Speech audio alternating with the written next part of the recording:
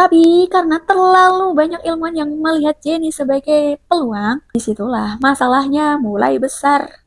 Assalamualaikum, terima kasih sudah mampir. Apa kabar gengs? Aku harap kalian dalam keadaan yang baik-baik saja. Seperti biasa, aku comeback lagi Besti dengan cerita yang aneh, ngeri, bikin mikir keras, dan bikin sadar. Bayangin ada anak yang usianya itu 13 tahun, tapi dia tidak bisa bicara. Bukan karena autis, bukan karena tuli, tapi karena dia nggak pernah diajak ngomong. Bapaknya itu ngiket dia, ngurung dia, bahkan disuruh diem. Tapi yang bikin merinding nih, dia ini malah jadi bahan rebutan eksperimen oleh para ilmuwan, menjadikannya bahan penelitian. Dan ini bukan film, gengs, ini kisah nyata. Bagaimana detail kronologinya? Begini ceritanya. Tahun 1970-an, di sebuah rumah di California yang kelihatannya itu biasa aja. Catnya kusam, tirainya selalu tertutup, dan tetangga-tetangga di sana itu tidak pernah mendengar sesuatu apapun dari rumah itu. Dan ternyata bukan karena rumah itu sunyi, gengs, tapi karena suara yang sengaja disenyapkan. Jauh sebelum tragedi gelap itu terjadi, ada dua orang dewasa yang sama-sama tidak sehat nih, gengs. Clark Wiley, which is si kepala keluarga itu, adalah sosok yang tumbuh di lingkungan yang tidak sehat. Keluarganya ini keras banget, gengs. Ya Allah, didikan VOC pada zaman dahulu itu. Meskipun begitu, dia ini adalah sosok yang pintar, ber-IQ tinggi. Bahkan dia ini pernah bekerja di industri penerbangan. Tapi emosinya ini labil, penuh amarah, sangat suka ngontrol, dan dia sangat benci kebisingan. Bahkan dia ini benci kepada sesuatu yang nggak bisa dia atur. Dan yang kedua ada Irene Oglesby. Ini adalah istrinya si Clark. Dia ini berbeda, penglihatannya buruk sejak muda. Kepribadiannya pasif, mudah takut, dan mudah merasa bersalah. Ketika mereka bertemu, Irene dan Clark, Irene melihat Clark sebagai sosok yang tegas dan bisalah untuk melindungi dirinya. Sedangkan Clark melihat Irene sebagai sosok wanita yang mudah dikendalikan. Mereka pun menikah pada tahun 1950-an akhir. Dari luar sih kelihatannya ya aman-aman aja, tapi dari dalam, rumah itu berubah menjadi tempat kontrol sepihak. Anak pertama dan kedua mereka ini meninggal, guys, di usia bayi. Lalu lahirlah anak ketiga, laki-laki yang diberi nama John. Nah, setelah itu, sekitar jeda 3 tahunan, lahir lagi anak perempuan mereka yang bernama Jenny Wiley. Tepatnya di tanggal 18 April 1957. John dan Jenny ini adalah anak normal mal. Tapi Jenny ini hanya ada sedikit keterlambatan motorik ringan. Tapi Clark di situ langsung mengcap bahwa Jenny ini adalah anak yang rusak. Clark di sini tidak melihatnya sebagai anak yang perlu bantuan, gengs. Dia malah melihat itu sebagai sesuatu kesalahan. Dan sejak saat itu, rumah itu tidak pernah benar-benar menjadi rumah. Keluarga ini adalah keluarga yang tertutup, tidak bersosialisasi, tidak punya teman, dengan tetangga pun ya nggak akrab. Tapi yang tidak diketahui siapapun, di belakang rumah itu kan ada sebuah kamar kecil yang gelap. Di sana ada anak yang dirantai selama lebih dari 1 dekade. Sejak usia 20 bulan, Jenny ini dikurung, gengs, di sebuah kamar kecil. Dia sendirian di sana. Siang hari dia diikat di sebuah kursi toilet anak kecil gitu. Tapi kalau malam dia ini dibungkus seperti kepompong. Ya, diikat di dalam kantong tidur gitu. Ini terjadi karena ayahnya ini percaya kalau Jenny ini terbelakang. Ya, menurutnya Jenny itu adalah anak idiot, gengs. Dan menurut otaknya yang rusak ini, which is Clark, anak kayak Jenny itu harus diisolasi. Dia melarang siapapun berbicara pada Jenny. Tidak boleh ada suara, tidak boleh ada sentuhan kasih sayang. Kalau Jenny bersuara sedikit aja maka dia akan dipukul, gengs. Bahkan ayahnya ini kadang menggonggong hanya untuk menakut-nakuti Jenny. Lalu ibunya kemana?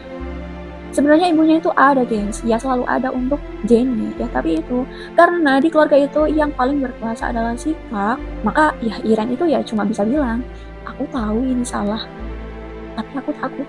Clark bilang Jenny ini tidak normal. Jenny ini bikin malu dan aku adalah ibu yang gagal. Dari situ, Irene memilih untuk diam. Namanya itu bukan Jenny ya, gengs, itu hanya nama samaran. Tapi kemudian dunia mengenalnya sebagai Jenny Wiley. aku mau ngajak kamu ngebayangin. Ada anak kecil yang gak pernah mendapatkan kasih sayang, gak pernah dipeluk, digendong, dimanja-manja, gak pernah disentuh dengan lembut. Sedangkan otak manusia itu bisa berkembang ya karena ada stimulasi. Bahasa berkembang karena ada interaksi. Dan kasih sayang itu membentuk rasa aman kan. Dan Jenny tidak pernah mendapatkan itu semua selama kurang lebih 13 tahun. Kisah ini mungkin gak akan pernah selesai sampai pada tahun 1970-an. Pada saat itu Clark tidak ada di rumah dan Irene memutuskan suatu keputusan yang sangat-sangat membantu Jenny sih. Di hari itu, Jenny dan ibunya kabur dari rumah dalam keadaan hampir buta itu dan ketakutan. Dia membawa Jenny ke kantor bantuan sosial. Ada yang bilang Irene pergi ke sana itu ya hanya untuk meminta tunjangan karena kan dia hampir buta kan dan gak bermaksud untuk membongkar apa yang dilakukan oleh suaminya kepada Jenny. Tapi ada yang bilang juga ya kalau Irene itu memang benar-benar mau melapor tentang apa yang terjadi kepada Jenny. Ya tapi mana-mana yang betul. Intinya dari sinilah Jenny akhirnya bisa menghirup udara segar, gengs. Petugas sosial langsung sadar ada yang salah dengan Jenny. Pokoknya kalau kita lihat sekilas, orang yang gak normal itu kan mencolok sekali kan. Polanya, tingkah lakunya, struktur tubuhnya. Sedangkan Jenny, waktu itu kan berusia 13 tahun kan. Tapi secara berat badan itu kayak anak umur 6 atau 7 tahun gitu. Ya di bawah 20 kilo lah, gengs. Dia tidak bisa berbicara, hanya mengeluarkan suara aneh. Cara berjalannya pun kaku. Tangannya ini seperti posisi kayak kelinci gitu, kayak gini. Nah, rupanya Jenny ini tidak bisa mengunyah secara normal, tidak bisa menggunakan toilet sebagaimana mestinya, dan dia ini tidak bisa menangis layaknya anak normal pada umumnya, gengs. Karena hal ini membuat semua orang yang melihatnya itu merasa iba. Petugas bantuan sosial pun memutuskan untuk menyelidiki tentang apa yang terjadi sebenarnya, gengs, dan menyerahkan ini kepada pihak berwenang tentunya.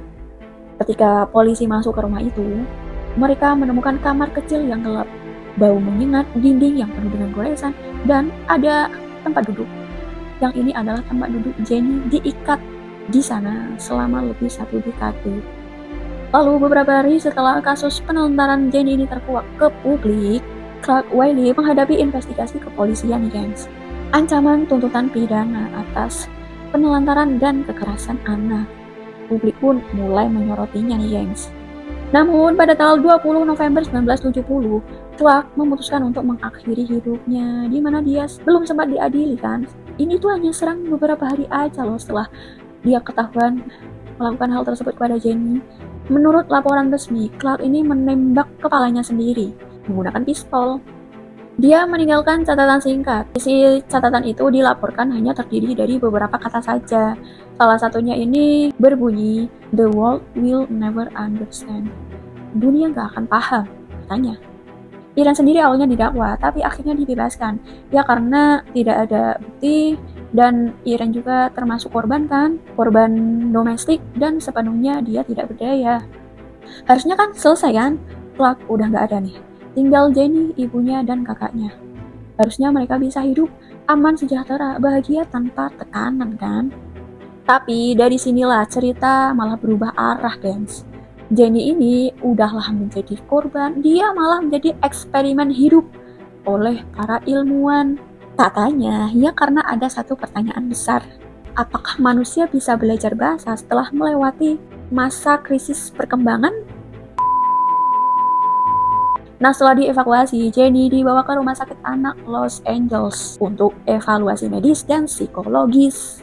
Pemeriksaan awal menunjukkan kalau Jenny itu kan umurnya 13 tahun, berat badannya setara dengan anak 6-7 tahun. Perkembangan bahasa sangat-sangat minim, bahkan hampir gak ada. Keterampilan motorik halus dan kasar tertinggal signifikan nih. Karena hal ini, kondisinya ini sangat menarik perhatian para profesional karena dianggap sebagai kasus langka kan. Kasus ini segera diketahui oleh kalangan akademisi, termasuk penelitian bahasa dan psikologis dari University of California, Los Angeles atau UCLA.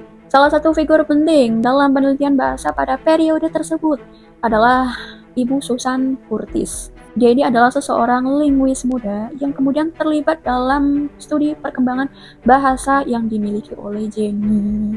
Mereka ini sebelumnya sudah izin kepada pihak yang bersangkutan tentunya. Lalu dibentuklah tim yang bersifat multidisipliner, yang terdiri dari psikologis perkembangan, psikiater anak, ahli neurologi, linguis, dan terapis wicara. Dan pendanaan penelitian diperoleh melalui lembaga federal yang berfokus pada kesehatan mental dan perkembangan anak. Pada saat itu, dunia linguistik sedang memperdebatkan critical period atau masa-masa kritis dalam memperoleh bahasa, yakni ada gagasan nih guys, kalau ada batas usia biologis tertentu pada manusia untuk memperoleh bahasa secara penuh. Kayak masa-masa emas anak gampang nyerap pelajaran gitu loh gengs, kayak di usia 2, 3, 4, 5, 6 tahun gitu. Kasus Jenny ini dipandang sebagai peluang unik untuk menguji teori tersebut secara empiris, karena dia hampir tidak memiliki paparan bahasa selama masa kanak-kanak awal kan. Usianya pada saat ditemukan kan sudah melewati batas masa perkembangan bahasa normal. Dan demikian, Jenny menjadi subjek observasi intensif untuk melihat sejauh mana sih kemampuan bahasa dapat berkembang setelah periode isolasi panjang. Awalnya intervensi ini fokus pada rehabilitasi dan pemulihan kesehatan. Namun seiring berjalannya waktu, pencatatan perilaku, tes bahasa, dokumentasi neurologis, dan observasi harian menjadi bagian sistematis dari studi ilmiah ini, gengs. Jadi ya nggak hanya fokus pemulihan kesehatan sama rehabilitasi aja. Karena hal itulah, status Jenny berubah drastis dari pasien rehabilitasi menjadi subjek penelitian. Seiring berjalannya waktu, tentulah muncul pertanyaan etis. Apakah fokus utama ini benar-benar untuk pemulihan anak atau pembuktian teori? Apakah kepentingan ilmiah mempengaruhi keputusan perawatan? Karena hal itulah, ketegangan di sana mulai terjadi nih, gengs. Awalnya hasilnya memang menakjubkan, gengs. Jadi mulai bisa belajar kata, mulai bisa berbicara, mulai mengenal warna, mulai dia bisa tersenyum. Dan untuk pertama kalinya, dia mulai disentuh dengan lembut. Dia mulai ada ketertarikan dengan piano dan dunia musik tentunya.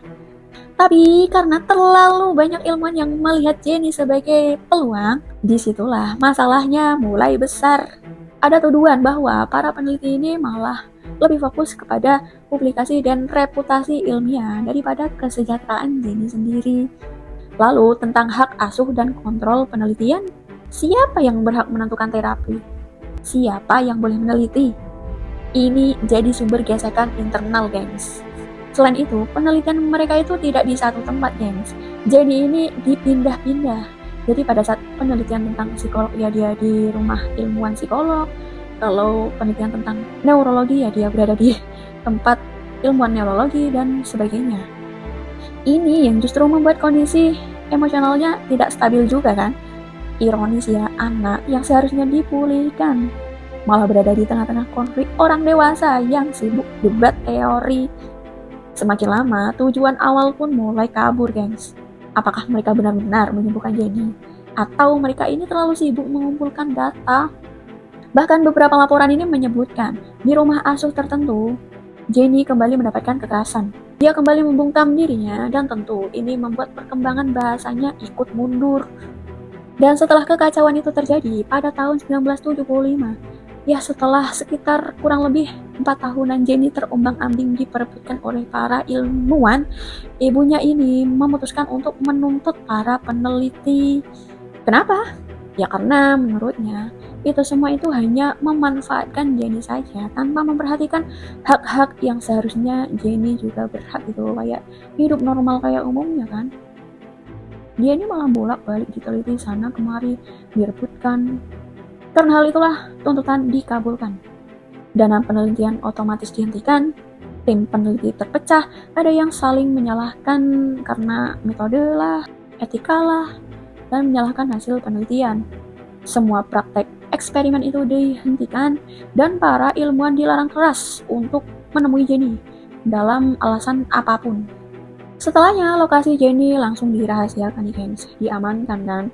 Tapi katanya dia ini hidup di dalam fasilitas keperawatan, jauh dari media, jauh dari eksperimen, dan mungkin untuk pertama kalinya dia hidup dalam keheningan yang tidak menyakitkan. Hingga tahun ini, tahun 2026, tidak ada informasi publik pasti apakah Jenny ini masih hidup dan berusia 69 tahun di tahun ini, atau Jenny malah sudah meninggal. Jejaknya sejak tahun 70-an itu sangat sedikit diketahui dan sangat jarang diperbarui di publik, gengs. Kalau kamu mikir, kok anak sekarang ini lebih suka banyak ngomong ya, berisik banget. Tapi si Jenny, dia 13 tahun nggak ngomong, gengs. Bukan karena nggak mau, tapi karena dia nggak bisa, karena nggak ada yang ngajarin. Namun justru dari sinilah dunia belajar sesuatu yang lebih besar. Berkat Jenny, para ilmuwan dan peneliti perkembangan anak di seluruh dunia mulai memahami lebih dalam tentang pentingnya stimulasi pada awal kehidupan. Critical period atau masa krisis dalam perkembangan bahasa harus juga lebih diperhatikan, kan? Selain itu, betapa kasih sayang ini menjadi kebutuhan utama, gengs. Bukan sekedar emosi belaka, tapi kebutuhan biologis. Jenny ini mungkin nggak pernah mengejar gelar, tidak pernah berdiri di atas podium, tidak pernah membaca jurnal tentang dirinya sendiri, tapi namanya tercatat dalam sejarah psikologi perkembangan. Dan mungkin tanpa dia sadari, dia menyelamatkan banyak anak lain di luar sana, gengs. Karena setelah kasusnya terungkap, kesadaran tentang child abuse dan pengambilan anak semakin meningkat. Sistem perlindungan anak mulai diperketat, orang-orang mulai lebih peka terhadap tanda-tanda kekerasan yang bahkan disembunyikan rapat. Kita patut sih berterima kasih kepada Jenny, gengs. Terima kasih, Jenny. Berkat kamu, berkat luka yang enggak kamu pilih, lahirlah pelajaran besar tentang kemanusiaan. Semoga dimanapun kamu sekarang, hidupmu lebih tenang dan bahagia daripada masa kecilmu ya. Dan semoga nggak ada Jenny Wiley kedua lagi setelah kamu. Oke, gengs, itu saja cerita dari aku malam ini. Gimana menurut kalian? Tulis di kolom komentar tentang pendapat kalian tentang video ini ya, gengs. Kalau kalian suka dengan video ini, silahkan like, komen juga tentang saran-sarannya. Saran-saran yang bangun, saran-saran tentang apa, siapa yang ingin aku ceritakan di channel ini. Subscribe juga agar channel ini terus berkembang dan menemani malam gabut kalian dengan cerita yang aneh, ngeri, bikin mikir, dan bikin sadar. See you next time, see you next video. Wassalamualaikum warahmatullahi wabarakatuh.